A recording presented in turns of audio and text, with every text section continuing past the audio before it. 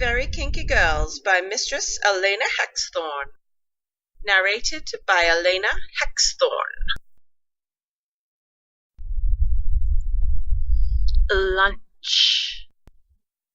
Marla awoke in her plush hotel room to the sound of a loudly buzzing text message. It read, "Do you wish to still meet me for lunch today? I will be in room 173. Still half asleep. Marla threw the phone onto the bed. She coupled a yawn with a stretch and smoothed her hand over the long, beautiful brunette tresses of her hair.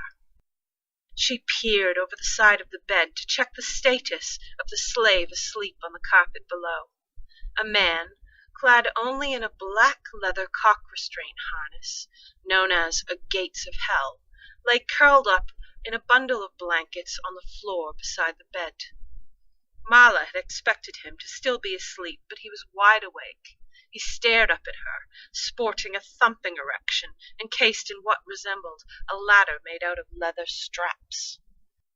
"Morning," she smiled. "Shall I mask my ugly face for you, mistress?" he whimpered. "Oh, yes, but I want my heels put on first, then you can conceal your ugly face after. I also want my coffee, slut face, and in that order." "Be quick about it, promptly, slag," she laughed. "Honestly, how can the masking the hideousness of your face be more important than bringing me my coffee? Sometimes you can be so me, honestly." Her tone with him was almost always offhand and detrimental.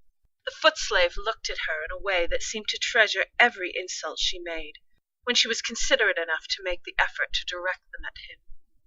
Marla's long black silk nightgown allowed her to slide to the edge of the bed with ease. This was further lubricated by midnight purple satin sheets her footman had always made sure to pack for her when she traveled. She swung her feet over the side of the bed and began to wipe them on the hapless man's face. She smiled as she looked down to observe the soles of her feet. They were still hot and slightly sticky from being buried under the bed covers from her night's sleep. She smiled wickedly as she traced her toes along random, interesting locations of her slave's body. She delighted as she poked and pinched at his legs and cock, grabbing the skin between her first and big toe. Masks. Yes, masks are an excellent idea, she mused in a sardonic tone. She lifted her foot from his face and down over his flushed cock, before attempting to playfully wedge her big toe into his arsehole. "You are indeed truly hideous this morning. I can't quite decide if we should superglue a mask to your face, or just go the whole hog and get you some plastic surgery. But you really are not fun to look at. I can barely imagine how I shall be able to swallow any food at all today, with these gruesome images of your particular sausage rolling around in my head.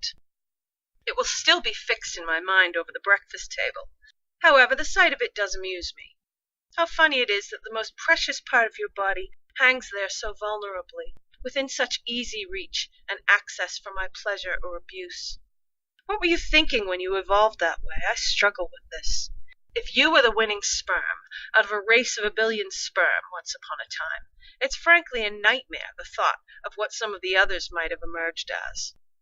We'd have had to wall up some of your brothers."